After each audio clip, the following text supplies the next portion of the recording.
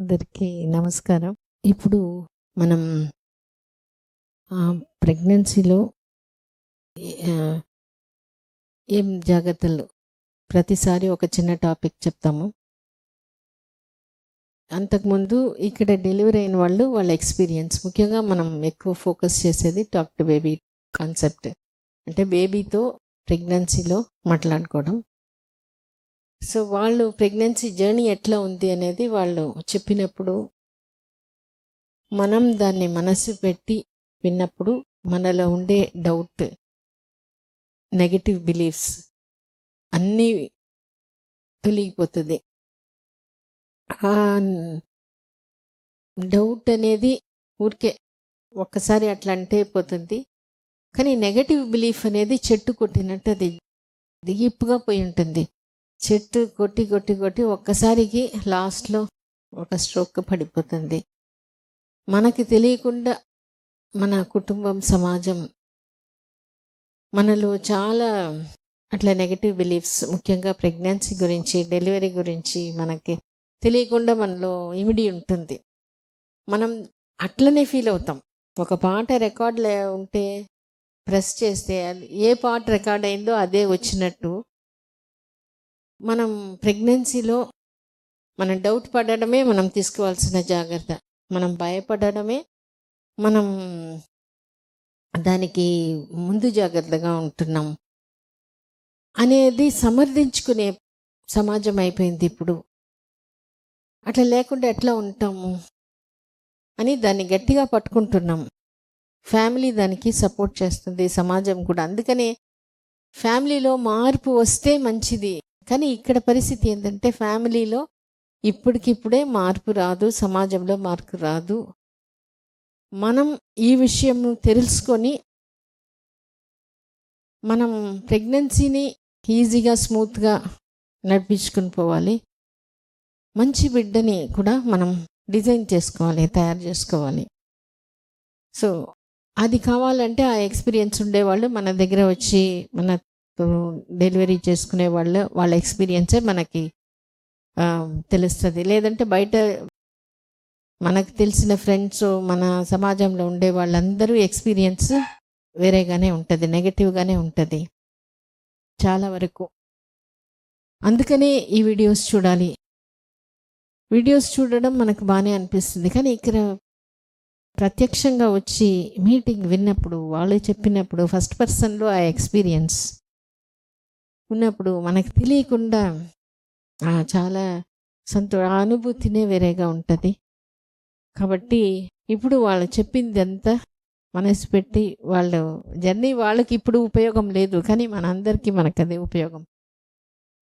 మాకు ఎట్లా ఉపయోగం అంటే వాళ్ళు ఎక్స్పీరియన్స్ అంతా ఫ్లోలో చెప్పేస్తారు. దాని తర్వాత చాలా స్టెప్స్, ఆ ఫార్ములా మాకు దొరుకుతుంది అనమాట. అది వేరే వాళ్ళకి చెప్పడానికి, యూస్ చేసుకునేదానికి కౌన్సిలింగ్లో మాకు అది బాగా యూజ్ అవుతుంది. అందుకని మనం వాళ్ళు చెప్పిన మాటల్ని మనసు పెట్టి వింటాం.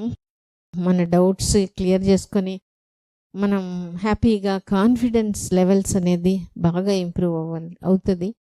అందరికీ అది అనుభూతి రావాలి, ఫీల్ అవ్వాలని కోరుకుంటున్నాను. ఉషారాణి. నా పేరు ఉషారాణి. నేను 6th month నుంచి ఆండాల్ మేడం దగ్గర చూపించుకుంటున్నాను. Thank you so much ma'am.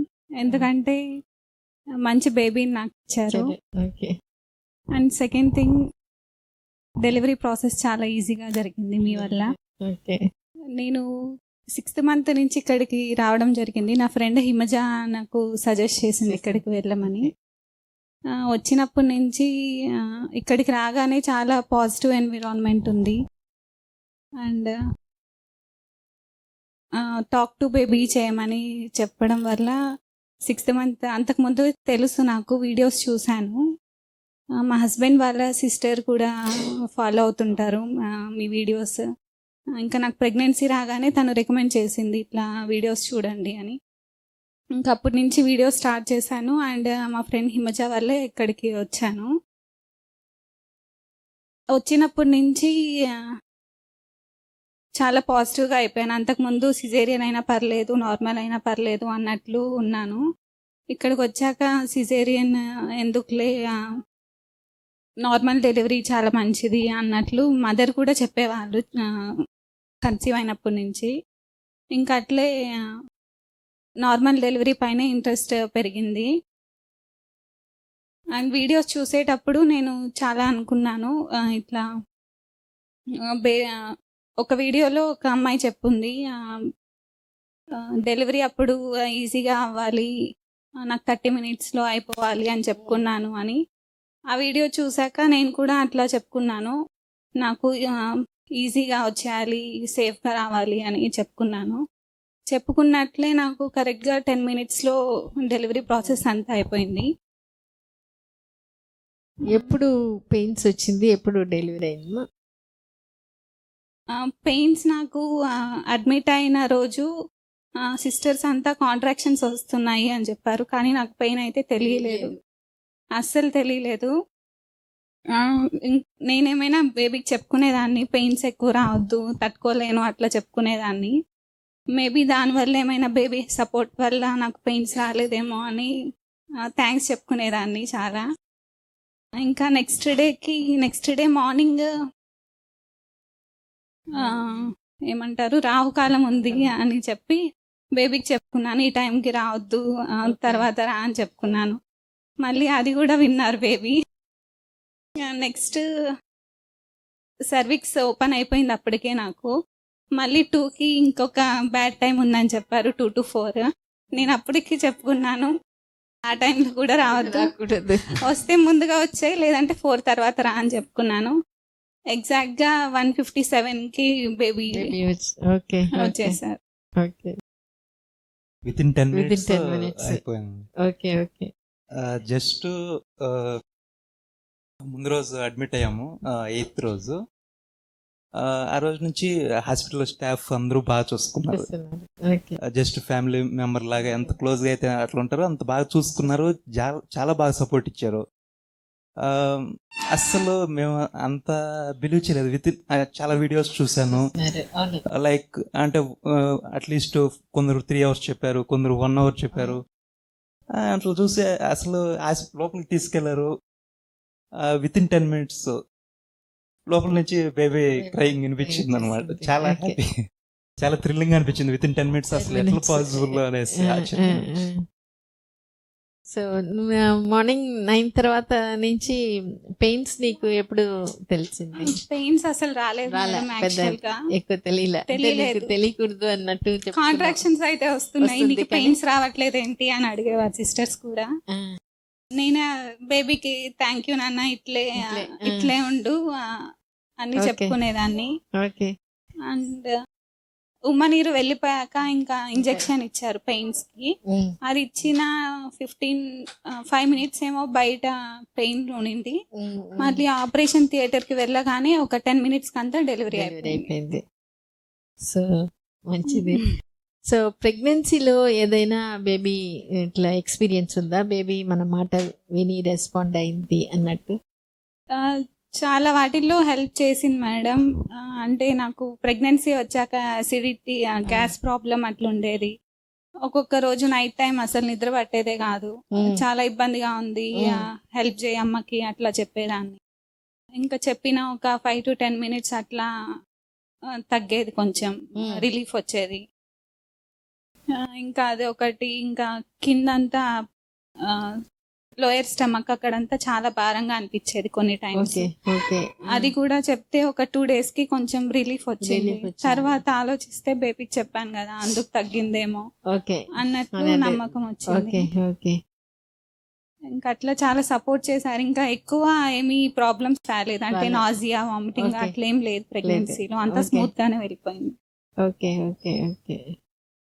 So ఈ డెలివరీ కూడా ఈజీగా అయిపోవాలి, ఎక్కువ ఇది రాకూడదు అని చెప్తే ఈ బేబీ అట్లా చేస్తుందో చేయదో అనే డౌట్ లేదా? లేదు మేడం, నమ్మాను గట్టిగా. 8th month దాకా కూడా కొంచెం సిజేరియనా నార్మలా అన్నట్లు ఉండింది. మళ్ళీ వీడియోస్ ఎక్కువ చూసేదాన్ని. అండ్ నెట్లో ఎక్కడో చూశాను, నార్మల్ డెలివరీ వల్ల బేబీకి కూడా బెనిఫిట్ ఉంటుంది, ఏదో వెజినల్ ఫ్లోరా వల్ల ఇమ్యూనిటీకి హెల్ప్ అవుతుంది అని చదివాను. ఇంకా చదివాక స్ట్రాంగ్ గా డిసైడ్ అయిపోయాను నార్మల్ డెలివరీ చేసుకుందాము. అండ్ మదర్ కూడా చెప్పేవాళ్ళు ఇట్లా నార్మల్ డెలివరీ చేసుకుంటే దట్ ఈస్ ద మాతృత్వంకి అర్థం అన్నట్లు చెప్పేవాళ్ళు. దానివల్ల నేను ఇంకా స్ట్రాంగ్ డిసైడ్ అయిపోయాను నార్మల్ చేసుకుందాము. సో ఇంకేమైనా ప్రాబ్లం అయితే హార్ట్ బీట్ అట్లా ఏమైనా బేబీకి తగ్గితే అట్లాంటి సిచ్యువేషన్స్ లో సిజేరియన్కి వెళ్దాము అన్నట్లు అనుకున్నా. కానీ నార్మల్ చేసుకునే కెపాసిటీ నాకు ఉంది అనే కాన్ఫిడెన్స్ ఉంటుందా మీ మీద? యాక్చువల్ గా నాకు హార్ట్ సర్జరీ జరిగింది. దానివల్ల Okay. కొంచెం జరుగుతుందో లేదో రిలేటివ్స్ కూడా సిజేరియన్కే వెళ్ళిపో ఏమైనా ప్రాబ్లం అవుతుందేమో అట్లా చెప్పేవాళ్ళు. 8th మంత్ నుంచి నేను ఇంకా డిసైడ్ అయిపోయాను నాకు నార్మలే కావాలి. అంతకు ముందు ఉనింది సి సెక్షన్ నార్మల్ ఏదో ఒకటి అన్నట్లు ఉనింది. Okay. హస్బెండ్ కూడా నీకు ఏది కంఫర్ట్ అది అది చూసుకో అని చెప్పారు. ఇంకా నేను 8th మంత్ నుంచి డిసైడ్ అయిపోయాను ఖచ్చితంగా నాకు నార్మలే కావాలి.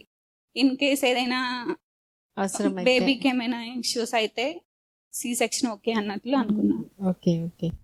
సో ఆ వీడియోస్ మీకు కొంచెం సపోర్ట్ చేసిందా చేసాను. వీలవుతుంది అని? చాలా మంది చేసుకున్నాము అని చెప్తుంటే చెప్పినప్పుడు నేను ఎందుకు చేసుకోలేను అన్నట్లు కొంచెం ఒక ధైర్యం పాజిటివ్ గా ధైర్యం వచ్చింది. వచ్చింది. Okay okay. మీ సపోర్ట్ ఎట్లా ఉండింది?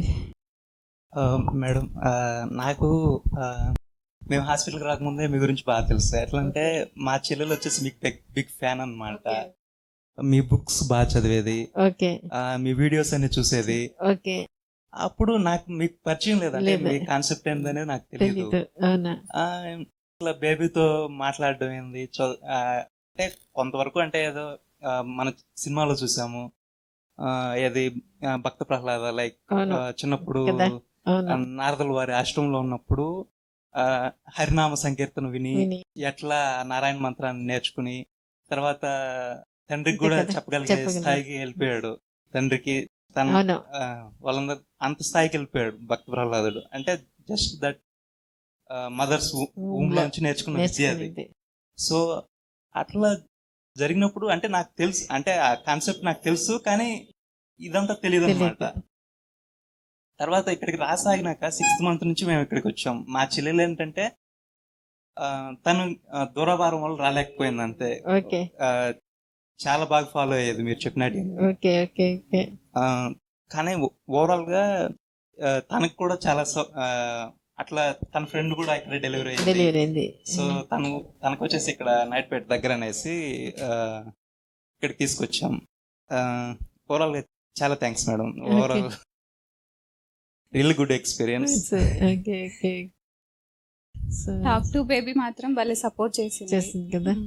ఇప్పుడు కూడా టాక్ టు బేబీ బాగా చేస్తున్నాం చేస్తున్నారు ఫీడింగ్ కదా. అప్పుడు అవును, చేస్తున్నాము. ఫీడింగ్ అప్పుడు మామూలుగా కూడా అందరూ కళ్ళు చూసి మాట్లాడడం, ఆ, నిద్రపోయేటప్పుడు కూడా సాంగ్. ఓ. సో ఆ బేబీ కూడా ఆ సాంగ్ అలవాటు చేయించేసింది. పెరిగే కొద్దీ అదే వాళ్ళకి ఒక స్ట్రెస్ బస్టర్ గా అయిపోతుంది. వాళ్ళకి అవసరం ఏంటంటే వాళ్ళే ఆ సాంగ్ పాడుకొని మీరు చెప్పినట్టు బాగా ఫాలో ఫాలో కదా. ఓకే, సంతోషం. చాలా థ్యాంక్స్ మీరు టైం తీసుకొని వచ్చి చెప్పింది. Thank you ma'am. ఓకే.